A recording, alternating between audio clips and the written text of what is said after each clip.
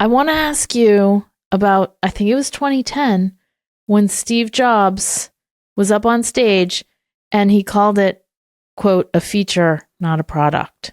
Yep. Was that crushing? How did you feel? So there are a couple different things. So one is we got sort of summoned to meet Steve in 2009, and then they launched iCloud in 2011, where they called Dropbox out as sort of this archaic thing in the launch of iCloud. So both of those were stressful. The meeting with Steve happened because, well, Apple, people on the MobileMe team, which was sort of the precursor to iCloud, they were like confused as to how we had this like UI of like these checkboxes on these files. And we were sort of kicked around between sort of an engineering team and their M&A, like their corp dev team. And after a couple of rounds of that, I ended up getting invited to meet Steve. Was he a childhood hero of yours?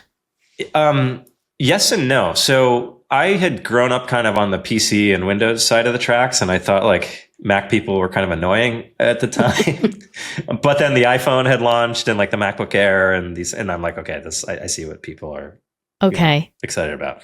So yes, I had like a ton of, I think he's like the best to ever play the game. But so it was intimidating for sure. I had a bunch of other friends who had different Steve experiences, and they were like very in one of two buckets. Like either it was like totally charming or like totally an asshole. And you didn't know what you're going to get. And fortunately, we roll up to one infinite loop. I'm like, oh, the address is already in my iPhone. That's convenient. Okay. And just little things like you go in the main entryway and you're like, the receptionist there. You're like, I'm here to see Steve Jobs. She's like, have a seat. And then Arash and I are like, oh shit, I don't know if our demo is like we had this whole demo ritual where you have to have all like the fake account and all this. So we're like setting all that up. And then, but anyway, so we go meet Steve in the boardroom, and initially he was very charming. He was like, oh, you guys have built a great, I'm like, do you want to see a demo? He's like, no, I've seen it. You guys have built a great, he started by saying you've built a great product. And so actually, under the table on my bucket list, I'm like, all right, Steve Jobs said we built a great product. Check. Okay, good. I'm good. I'm out. I'm done. Our work here is done. And yeah, actually the formal part of the meeting was pretty short. Like he was like, you should throw in with Apple. We're like a startup with a lot of resources, and, so we're going through his pitch, and I was like, I was thinking we're not looking to sell. And so this is a tricky needle to thread as how to approach a meeting like this, because we mainly just didn't want to piss him off. And we also didn't want to get him super excited. We basically wanted him to do nothing, have like no follow-up, like leave a good impression, but not too good. And don't like antagonize him. So he's like, you should throw in with us. You should join Apple. And we're like, and I'm like, I would love to work with you. I'm a huge admirer of everything you've built. I'd love to work with Apple in any capacity. There's a lot of ways we could do that, but Arash and I feel like we're really having a great time, like building this Dropbox as an independent company. I'm sure you understand. And then he started getting more prickly. He's like, all right, you guys are a feature, not a product. You don't own distribution. You have to partner. You don't control the operating systems. And I was like, yeah. But then Android doesn't control the Mac OS or Google, every pair of companies has like an incompatibility. So like that's actually why you need this like common layer of something like Dropbox in the first place. And he was right. Like getting distribution ended up being very important, and we had an unorthodox way of doing that too.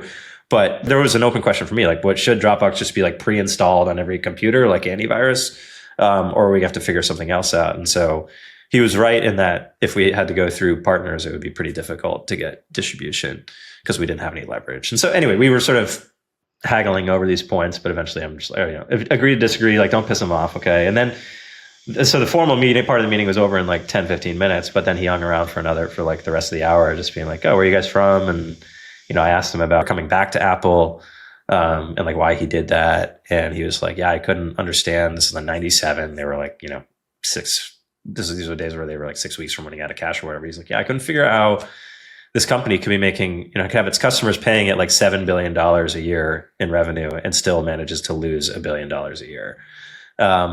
And then a lot of the other stuff that he said about that time that's been reported on pretty broadly. But it was a very cool experience, except for the part where he's like, yeah, we're gonna have to like build our own thing and kill you. And so there are a few things like that. Is there a dollar amount he could have mentioned where you would have second guessed your decision to do this by yourself?